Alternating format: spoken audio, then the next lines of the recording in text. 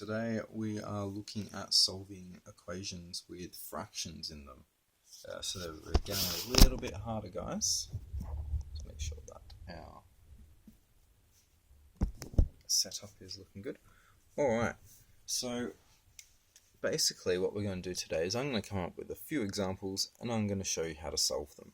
So the first example is going to be x on 2 plus 3 is equal to 4.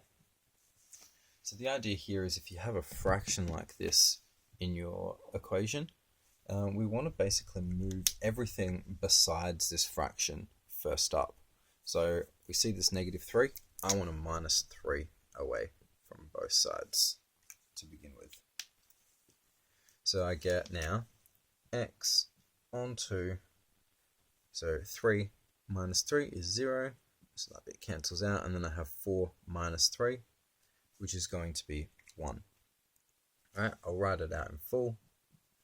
So that means we have 4 minus 3, and we've got x on 2 is equal to 1 like this.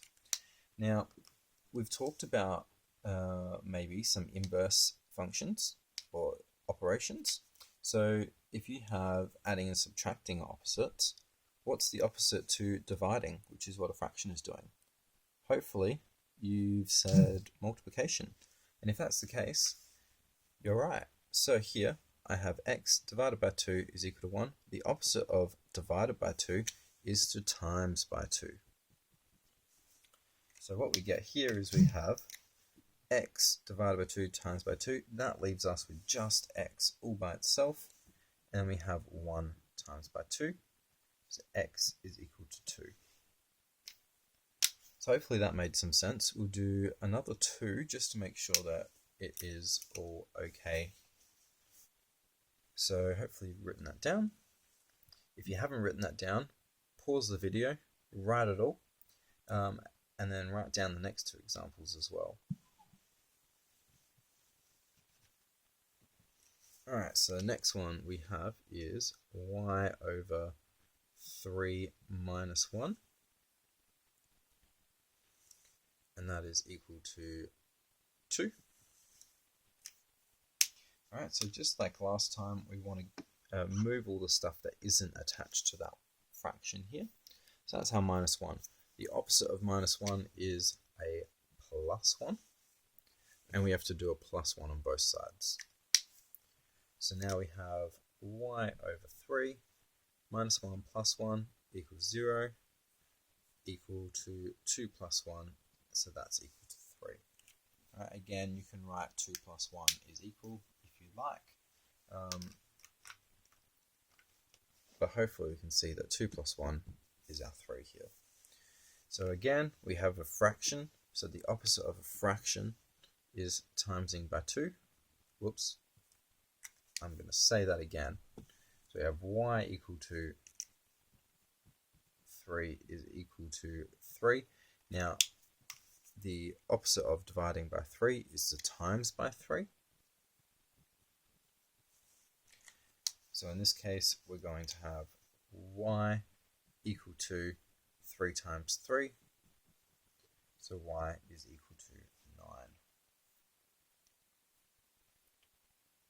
9. Alright, so that's a few examples. It doesn't matter if you had the negative 1 over on this side as well. So if you had something that looked like this, negative 1 plus y over 3 equal to 2, you would do the same thing.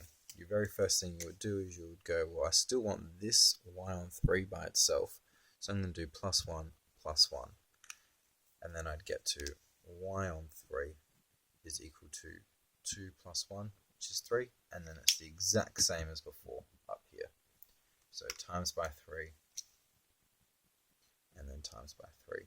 And we're going to end up with y equal to 9, the exact same way, even though you have a negative 1 first as opposed to after in our original.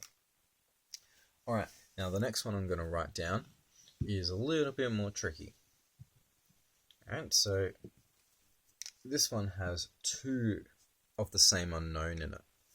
So we've got x on 2 plus 2x is equal to 5. So what we've been doing so far is we've wanted to make sure that we had all of our terms in our equation that didn't multiply or divide x moving to the other side. So before we had that minus 1 by itself. This time we don't have any of that. So what we need to do is we need to try and combine these two things.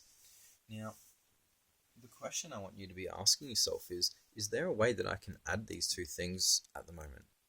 Hopefully your answer is no, but if we had the same denominator, maybe we could. So at the moment, if you just have a number like this, remember that's the same as on 1 because that's how many wholes you have. So we have 2x wholes. Now I want both of these denominators to be the same so that we can add them, because remember, for fractions we need the same denominator to add. So I have a 1 here, and what I'm going to do is, if I want this to be the same denominator as that, I have to times the bottom by 2 and also the top. Just remember that this is an advanced question, so if it's a little bit tricky, don't worry too much. When I come back, we can talk more about it and try and figure out what's going on. Or ask your relief teacher. But at this stage, I want to get the same denominator. So now I have x on 2 plus, on the bottom, 1 times 2 is 2. On our top, we have 2x times by 2. So if we have 2 lots of 2x's, that means we're going to have 4x now, and that's equal to 5. So once you get to this stage, we can add both of these because they have the same denominator now. So we can put them all over one denominator. I have x plus 4x is equal to 5. Now, what's 1x plus 4x? 5x. So we've got 5x divided by 2. Alright, so up until now, this has looked very different to what our last couple of examples. Now it's looking a little bit more similar, although there is a 5 times our x on the top. But that's okay, just means we're going to have to do an extra step. But our denominator here is 2, so I want to do the opposite of dividing by 2. So I'm going to times by 2 on both sides. So I get 5 lots of x is equal to 10, because 5 times 2 is 10. Now once you get to here, hopefully you've seen something like this before in your other examples. And if we have 5 lots of x is equal to 10, we just need to do the opposite of 5 times, which is divide by 5. Now that means our final answer is going to be x is equal to 10 divided by 5. So that means x is equal to 2. Alright, now hopefully that has made sense. And remember that you can verify this solution by substituting that 2 back into this equation. So let's do that quickly now. So we got 2. So our original equation was x on 2 plus 2x is equal to 5. So we're going to substitute that 2 back into this equation. So I'm going to have 2 on 2 because our x value is 2. Plus 2 lots of 2 because our x value is 2. And then we don't set it equal to 5, we need to find out whether it is equal to 5. So what do we have here? This is equal to 2 on 2 is 1, plus 2 times 2, which is 4, and 1 plus 4 is equal to 5, which is the same. So that means we've done it correct. And that is about it for working with fractions.